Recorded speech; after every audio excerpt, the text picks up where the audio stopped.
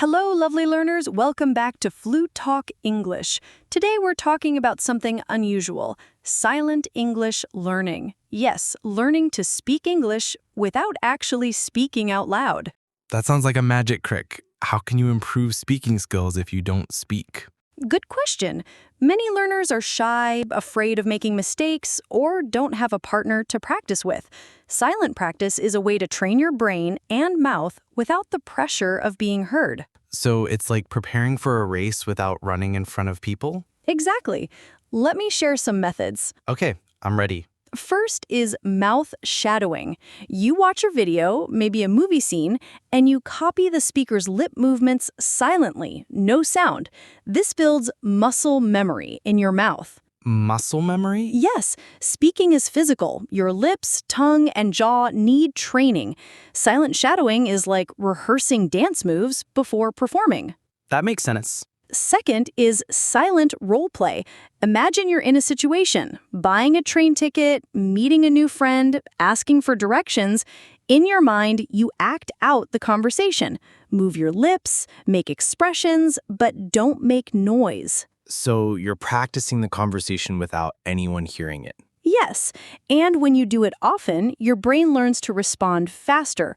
When a real situation happens, you're ready. I like that one. What's next? Third is subvocal reading.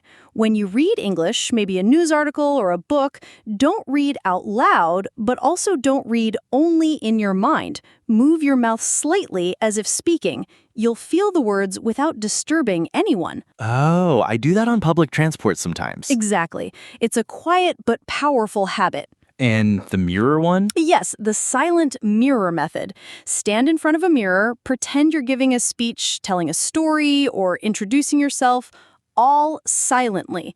Look at your facial expressions. Are you confident? Are you smiling? It builds speaking confidence without fear. That could be good for job interviews too. Absolutely. And here's another tip. Silent listening response. When you listen to a podcast or video, imagine the host asks you a question.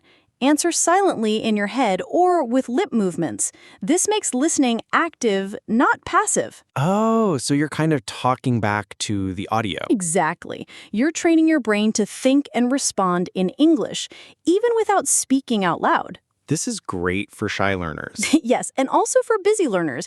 You can practice silently on the bus, in a waiting room, even before bed. So to sum it up, mouth shadowing, silent roleplay, subvocal reading, mirror practice, and silent listening response. That's right. And remember, silent practice is like charging your phone. You're preparing your brain and mouth so when you finally speak aloud, you're ready and confident. I love that idea. It's like building secret superpowers. Exactly.